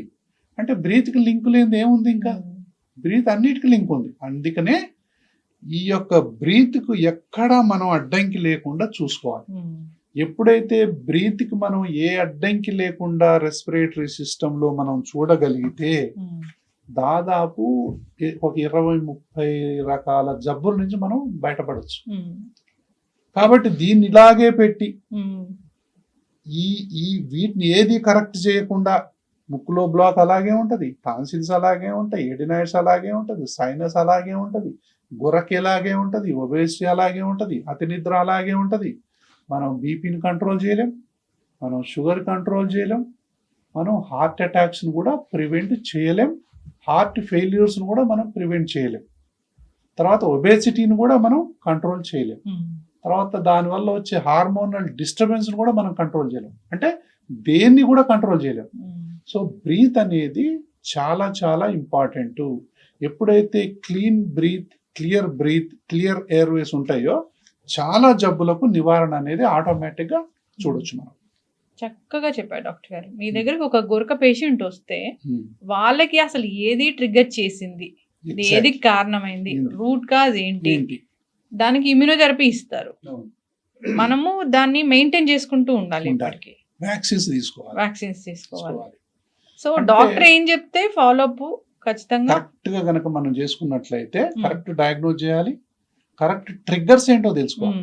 ఏ ట్రిగ్గర్ ఉందో ఆ ట్రిగ్గర్ ని మనం అవాయిడ్ చేయాలిగా. ఇండోర్ అంతా పొల్యూషన్ పెట్టుకొని మనం ఈ విధంగా కావద్దు అంటే కాకుండా ఉంటాయా? పొగలు పెడతాం, తర్వాత పర్ఫ్యూమ్స్ వాడతాం, స్మోకింగ్ ఇంట్లోనే చేస్తాం, ఇంట్లో అన్ని రకాల కెమికల్స్ ఉంటాయి, అన్ని కూడా మూసేవే. Any smoke is poison for the lungs, any smell is a poison for the lungs, any dust or powder is equal to poison for the lungs. కాబట్టి ఏ స్మోక్ ఉన్నా, ఏ స్మెల్ ఉన్నా, ఏ డస్ట్ ఉన్నా, ఏ పౌడర్ ఉన్నా వాటిని మనం సాధ్యమైనంత వరకు ఇండోర్లో ఉండకుండా చూసుకోవాలి. ఇంట్లో మనం లివింగ్ ప్లేసుల్లో ఉండకూడదు. బాల్కనీలో పెట్టుకోండి. ఏదైనా ఉంటే అగరబత్తి ఉంది, బాల్కనీలో పెట్టుకోండి. ఒక మంచి తులసి చెట్టు పెట్టుకొని అక్కడ పూజ చేసుకోండి. కానీ ఇంట్లో 5-10 అగరబత్తీలు వెలిగించారనుకోండి, అదంతా మనమే పీలవాల్సి వస్తుంది. కాబట్టి దానివల్ల ఇబ్బందులు వస్తాయి. చిన్నపిల్లలకు సాంబ్రాణి పొగలు వేయకండి, విపరీతమైనటువంటి పర్ఫ్యూమ్స్ బాడీని నింపకండి. మీకు పడటమే కాకుండా పక్కోళ్ళకు కూడా వాంతులు వచ్చే పరిస్థితి ఉంటుంది పర్ఫ్యూమ్స్ వల్ల. చాలా మందికి కాస్మెటిక్స్ వల్ల కూడా ఎన్నో రకాలైనటువంటి ఎలర్జీలకు దారి తీస్తుంది. కాబట్టి ఇవన్నీ గనక మనం తర్వాత కుక్క పిల్లలు, పిల్లి పిల్లలు, చిలకలు, పావురాల వల్ల కూడా ఎంత ప్రమాదమో. సో వీటన్నింటి వల్ల కూడా మన యొక్క ఊపిరితిత్తుల ఆరోగ్యం అనేది శరవేగంగా తగ్గిపోతుంది. కాబట్టి అన్ని పొల్యూషన్స్ తో పాటు ఇటు వాటర్ పొల్యూషను, ఇటు ఎయిర్ పొల్యూషను, ఇటు సౌండ్ పొల్యూషను, ఇటు ప్లాస్టిక్ పొల్యూషను, ఇటు ఎర్త్ పొల్యూషన్, ఈ పొల్యూషన్ల మధ్య మన ఆరోగ్యం మంచిగా ఎట్లా ఉంటుంది? కాబట్టి మనం ఈ పొల్యూషన్లని కంట్రోల్ చేయడం కోసమే శ్వాస ఫౌండేషన్ అనే దాని ద్వారా మేము అవేర్నెస్ ప్రోగ్రామ్స్ అనేవి అందరికీ గత 30 ఏళ్ల నుంచి కల్పిస్తున్నాం. కాబట్టి పొల్యూషన్ అనేది చాలా చాలా డేంజర్. అన్నిటికంటే ముఖ్యం సెల్ఫ్ పొల్యూషన్. సిగరెట్ తాగుతున్నాం, సెల్ఫ్ పొల్యూషన్ కదా, ఎంత డేంజర్ అది. తర్వాత పాన్ మసాలా గుట్కాలు క్యాన్సర్కు దారితీస్తాయి. ఆ స్మెల్ వల్ల ఆస్మా వస్తుంది. తర్వాత పర్ఫ్యూమ్స్, ఇది సెల్ఫ్ పొల్యూషనే. సో ఇలాంటి పొల్యూషన్స్ అన్ని కనుక మనం ఆపినప్పుడు, డాక్టర్ని సరి అయిన సమయంలో సంప్రదించినప్పుడు, అలర్జీ ఆస్తమాని తొలి దశలోనే మనం కంట్రోల్ చేసినప్పుడు ఈ గురకబెట్టే బాధలు, ఈ గురకబెట్టే సైడ్ ఎఫెక్ట్స్ నుంచి బయటపడవచ్చు. చక్కగా చెప్పారు డాక్టర్ గురక గురించి. వన్ ఫైనల్ క్వశ్చన్, నాకు తెలియదు అది గురకకు సంబంధించిన ఏంటి అనేది. ఎవరైనా బ్రీత్ తీసుకుంటున్నప్పుడు వాళ్ళ బ్రీత్ సౌండ్ మనకు తెలిస్తే అదేంటి? అసలు బ్రీత్ తీసుకుంటున్నట్టు తెలియదు.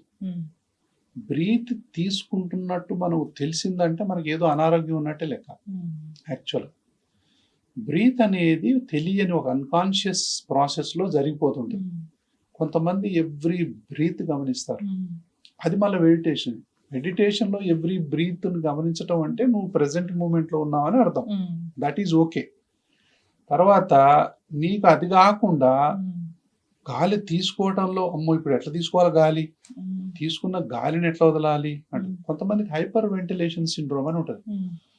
వాళ్ళకి ఇక శ్వాస మీదనే ధ్యాస ఉంటుంది. ఇక అమ్మో నాకేమవుతుంది అంటా ఉంటారు. అది హైపర్ వెంటిలేషన్ సిండ్రోమ్. దీనికి వెనకాల కారణం కూడా అలర్జీ ఉండొచ్చు. కానీ దాన్ని కొంతమంది ఏంటంటే ఫంక్షనల్ డిసీజ్ అని కొట్టిపడేస్తారు. నో, ఫ్యామిలీలో ఎక్కడో ఒక చోట అలర్జీ ఉంటుంది వాళ్ళకి. సో వాళ్ళకు రీబ్రీదింగ్ మాస్క్ అని ఇస్తాము. తర్వాత anti allergy treatment, anti asthma treatment, anti anxiety treatment. వాళ్ళకు కనుక కొన్ని రకాలైనటువంటి వైద్యాలు కనుక చేసినట్లయితే, ముఖ్యంగా ఇది ఆడపిల్లలు ఎక్కువ కనపడుతుంది, చిన్నపిల్లలు ఎక్కువ కనపడుతుంది అని స్కూళ్ళల్లో అంటారు. సో వాళ్ళందరూ ఆ పిల్లల్ని తీసుకొని పరిగెత్తుకుంటూ వస్తారు. ఇట్లాంటి పిల్లల్ని ఐసీయూలో తీసి అడ్మిట్ చేసిన సందర్భాలు కూడా ఉంటాయి. అంత అవసరం లేదు, వీళ్ళు కాసేపు ఉన్న తర్వాత మళ్ళీ మంచిగా అయిపోతారు. సో ఇట్లాంటి పానిక్ అటాక్స్ అనేవి కూడా ఇందులో వస్తాయి. దీనికి మూల కారణం కూడా ఆ ఫ్యామిలీలో ఎక్కడైనా అలర్జీ ఉందా అనేది చూసుకోవాలా. వీళ్ళ కొంతమంది సడన్ గా బ్రీత్ అవేర్నెస్ వచ్చింది అంటే వీళ్ళకి ఏదో పొల్యూషన్ కూడా అర్థం. సడన్ కొంతమంది చూసారా, ఎక్కడన్నా వాసన రాగానే, సిగరెట్ స్మెల్ రాగానే వాళ్ళకి ఊపిరి భారం అయింది. పర్ఫ్యూమ్ ఎక్కడన్నా రాగానే ఊపిరి భారం అయింది. తుఫాన్ లేచింది అనగానే ఊపిరి భారం అయింది. పొల్యూషన్ ఎక్కడన్నా వచ్చితే ఊపిరి భారం అయిపోతుంది. ఊపిరి భారం అయిపోతుంది అంటే ఆ గాలిలో ఏదైనా కలిసిందా అనేది ఒకటి. వీళ్లకు బ్యాక్గ్రౌండ్ లో అలర్జీ, ఆస్మా ఏమైనా ఉందా. సో ఇట్లాంటివి కనుక మనం తెలుసుకున్నట్లయితే, ఈ కొంతమంది నైట్ పూట నిద్రపోయేటప్పుడు ఒక్కసారి ఎందుకు లేస్తారో వాళ్ళకి తెలియదు, దిగ్గులు లేచి కూర్చుంటారు. అమ్మో నేను ఎందుకు లేచాను అని వాళ్ళకి తెలియదు. అసలు ఎందుకు లేచాం వాళ్ళ గుర్తు కూడా రాదు, దిగ్గులు లేస్తారు ఊపిరాడక. వాళ్ళల్లో కూడా అన్ఐడెంటిఫైడ్ అలర్జీ, ఆస్మా ఉందా లేదా తెలుసుకోవాలి. వీళ్ళు పోయి కొంతమంది హార్ట్ కు సంబంధించిన అన్ని పరీక్షలు చేయించుకుంటారు, కానీ వాళ్లకు సొల్యూషన్ అందదు. అంటే నేను చెప్పేది అంటే, అలర్జీ, ఆస్మా ఒక పక్క, హార్ట్ ఒక పక్క పెట్టి చూస్తే, ఈ అలర్జీ, ఆస్తమాని మనం హార్ట్ ప్రాబ్లం అనుకో, హార్ట్ కు సంబంధించిన వైద్యం జరుగుతుంది. హార్ట్ కు సంబంధించిన జబ్బుని మనం అలర్జీ, ఆస్మాను అనుకో, దీనికి సంబంధించిన వైద్యం జరుగుతుంది. కానీ హ్యాపీగా ఉంటారు కదా. అలర్జీ, ఆస్మాకు దానికి సంబంధించిన వైద్యం జరిగితేనే హ్యాపీగా ఉంటారు. వీళ్ళకు బైపాస్ చేసినా, యాంజియోగ్రామ్ చేసినా, ఇంకే స్టెంట్ వేసినా, ఏది వేసినా వాళ్ళకు మార్పు రాకపోవచ్చు, వాళ్ళకి అలర్జీ, ఆస్మా గనక ఉంటే. కాబట్టి కొంతమంది నా ఇంటర్వ్యూ చూసిన తర్వాత, డాక్టర్ గారు మీరు చెప్పినవన్నీ నాకు ఉన్నాయి, ఎంతకు జలుబు తగ్గదు, నాకు దగ్గు తగ్గదు, నాకు ఆయాసం తగ్గదు, నాకు మెట్లెక్కి ఆయాసం, నాకు వాతావరణం మారితే ఆయాసం, నాకు అన్ని చేసినా కానీ నేను హార్ట్ ఏమని చెప్పి టెస్ట్ చేయించుకుంటే మరి నాకు హార్ట్ కు సంబంధించిన ట్రీట్మెంట్లు అన్ని ఇచ్చారు, స్టెంటింగ్ చేశారు, కానీ నా బాధ మాత్రం పోలేదండి అంటారు కొంతమంది వచ్చి. సైకలాజికల్ మెడిసిన్ కూడా వాడుతుంటారు పానిక్ అటాక్. అట్లాంటప్పుడు మనం మళ్ళీ సరి అయినటువంటి అలర్జీ, ఆస్మా వైద్యం చేసిన తర్వాత చాలా మంది అమ్మయ్యా ఇప్పుడు మంచిగా అయిపోయింది సార్ అంటారు. అంటే వాళ్ళల్లో రెండు కూడా ఉండొచ్చు. అంటే అలర్జీ, ఆస్మా ఉన్న వాళ్ళకు హార్ట్ ప్రాబ్లం ఉండకూడదు అని రూల్ ఏం లేదు కదా. హార్ట్ ప్రాబ్లం ఉన్న వాళ్ళకి అలర్జీ, ఆస్మా ఉండకూడదు అని రూల్ ఏం లేదు కదా. అటు ఇటు కూడా ఉండొచ్చు. అయితే దేనికి సంబంధించిన వైద్యం దానికి జరగాల్సింది. చక్కటి ఇన్ఫర్మేషన్ డాక్టర్ గారు. ఎవరికైనా ఇప్పటి వరకు గురక లేదు, రాకూడదు అంటే, గురక లేదు, గురక రాకూడదు అంటే, గురక ఫస్ట్ ఎవరికి ఎక్కువగా ఉంటదమ్మా? అలర్జీ, ఆస్మా ఉన్న వాళ్ళల్లో ఎక్కువగా ఉంటది. ఒబేస్ ఎక్కువ ఉన్న వాళ్ళల్లో ఆయాసం ఉంటుంది. ఒబేసిటీ రాకుండా చూసుకోవాలా.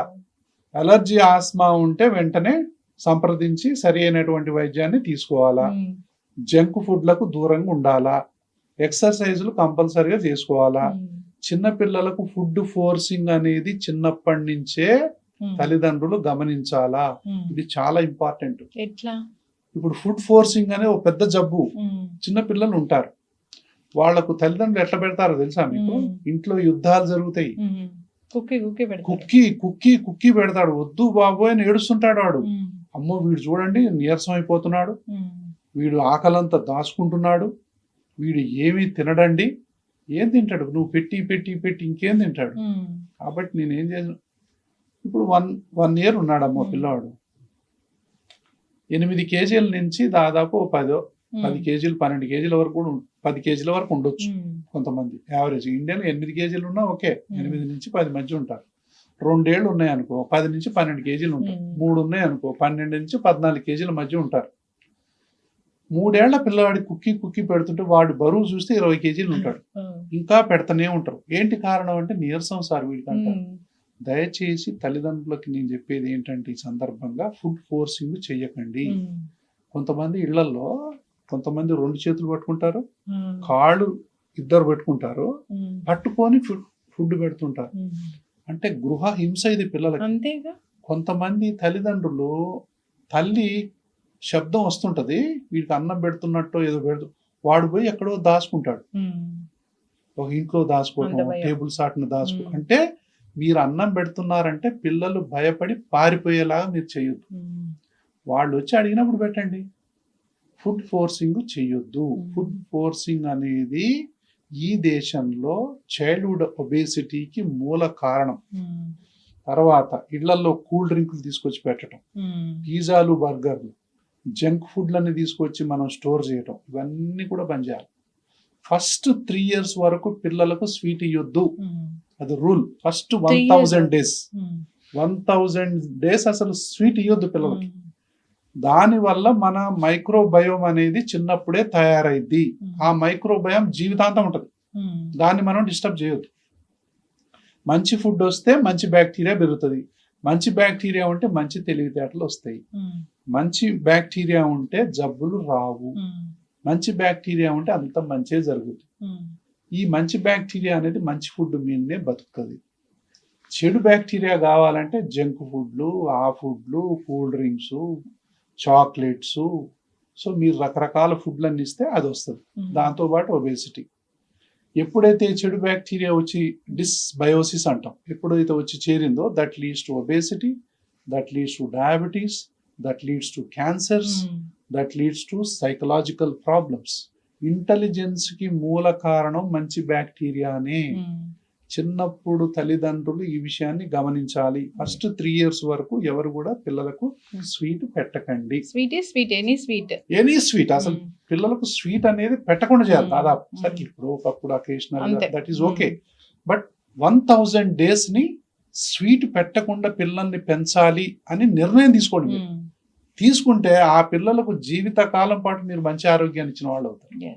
అంతేగాని గిన్నె పట్టుకొని అదిగో చందమామ, ఇప్పుడు అది లేదులేండి చందమామ, ఇదిగో టీవీ, ఇదిగో సెల్ ఫోన్ లో చూపించుకుంటా కుక్కుతా ఉన్నారు పిల్లలకి పాటలు పెట్టుకుంటా.